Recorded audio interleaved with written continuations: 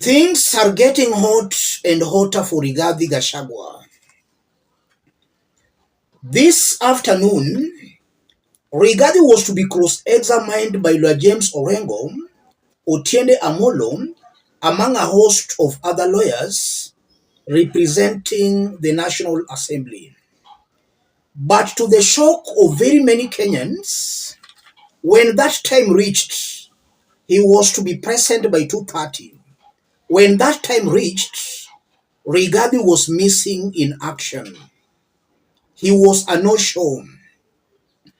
And his lawyer Paul Muite stated that he was trying to reach his client, and then later, Paul Muite informed the Senate that his client Rigathi Gachagua had been taken ill. Let's listen to Paul Muite before we continue. Mr. Speaker, may I start first and foremost by expressing apologies and regrets that the Deputy President is not here, and by not being here, the inconvenience and delay caused to Mheshimiwa Speaker and to honorable senators. The position, Mheshimiwa Speaker, is that during that period that I went to try to find out why he wasn't here, because as Mheshimiwa Speaker knows, the Deputy President has been coming here absolutely punctually every day. The sad reality is that the Deputy President, the Republic of Kenya, has been taken sick, very sick, and as I address Mr. Speaker in this honorable House, senators, he is in hospital, Mheshimiwa Speaker. That is a sad reality.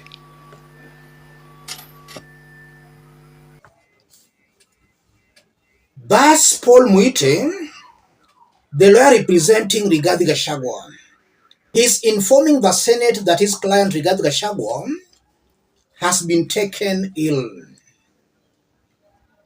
So when he was asked the way forward, he suggested he be given till 5 p.m. to look into the whereabouts of Rigathi Gachagua. Let's listen to him again. Mheshimiwa Speaker, I have just received this information.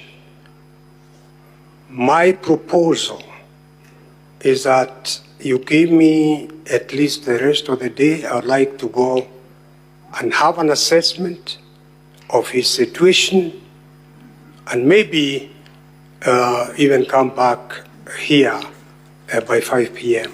Right now, I would like to make an informed sort of situation after I see the Deputy President and I see the doctor, Mheshimiwa Speaker, at least an hour or two. Yes, thank you. Very well. Yes. So Paul Muite is suggesting that he be given till 5 p.m. And the good speaker goes ahead and grants his request. Listen to Kingi before we continue. Having considered the two sides,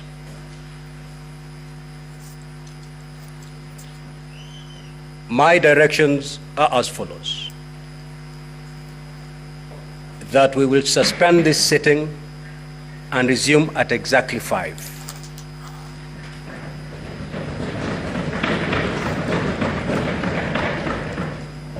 So the Deputy President, we expect the Deputy President then to take the witness stand at 5. This is a time-bound process, unfortunately. It is so ordered. So King granted the request of Rigathi Gachagua's lawyer. I want us to put all this into perspective for Kenyans to understand what's happening here. If you are watching us but you have not yet subscribed, subscribe, give the video a like. Let's proceed. Let me start by saying this. Rigathi has literally chickened out of that impeachment trial, and even if the Senate was to give him 1 year, I'm not seeing Rigathi Gachagua going to appear before the Senate. Already he knows the senators will impeach him. Already he knows when he will be cross-examined, a lot will be exposed. Kenyans will know the truth. Yesterday, when Mutuse was being cross-examined, Rigathi Gachagua's supporters were celebrating. We must have two sides of a coin. So today, Rigathi was to be cross-examined, but having seen what happened to Mutuse, Rigathi feared. He chickened out. So this is a coward who is just chest thumping, but inwardly very, very fearful. I'm not seeing Rigathi appearing before the Senate. And also, if you look at that move by Rigathi Gachagua, Rigathi wants the Senate to go on, impeach him without him being heard, so that he can challenge the impeachment in court, saying he was not given a fair hearing.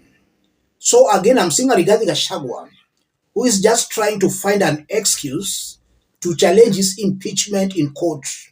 Rigathi was mainly relying on public participation, but already, from what the courts ruled yesterday, when the court said Kenyans want the impeachment to proceed, it might have sent a warning to Rigathi Gachagua that the issue of public participation, that might not work for him in the courts. Public participation was done. So Rigathi is just trying to look for a new excuse to challenge his impeachment. And the new excuse in this case is that he was not given a fair hearing. He was not given time to defend himself. And I'm also seeing a Rigathi Gachagua who is still trying to buy time in order to negotiate a deal. Rigathi, all along, Kenyans have been telling him to resign before that impeachment process started, but he was still buying time, saying he cannot resign. I'm seeing a Rigathi Gachagua who is now waking up to reality that he's going to be impeached. Upon him being impeached, he will not be allowed to contest for any elective seat, and he'll also not be allowed to hold any public office. That reality is now dawning on Rigathi Gachagua. So he's just trying indirectly to find if he can actually resign. That's also something I'm seeing here. He was warned, he was told to resign. In good time, he has failed. Now the process has started. His resignation at this point, I don't think that will help Rigathi Gachagua. Rigathi has to be man enough. Let him face the senators. If he can't face the senators, let him prepare to eat his cooked goose. Yes. We can't have a person in the rank of a deputy president talking of a shareholding government, going around the country, dividing Kenyans along ethnic and tribal lines. We can't afford as a country to have such a divisive figure as our deputy president. The Senate should know that even if they give Rigathi Gachagua 1 year, Rigathi will most definitely not appear before the Senate. So the Senate has to proceed. The Senate has to impeach Rigathi Gachagua.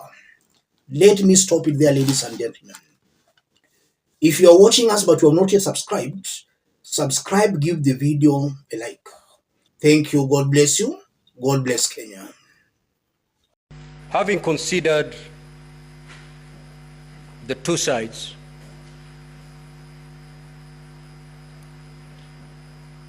my directions are as follows: that we will suspend this sitting and resume at exactly 5.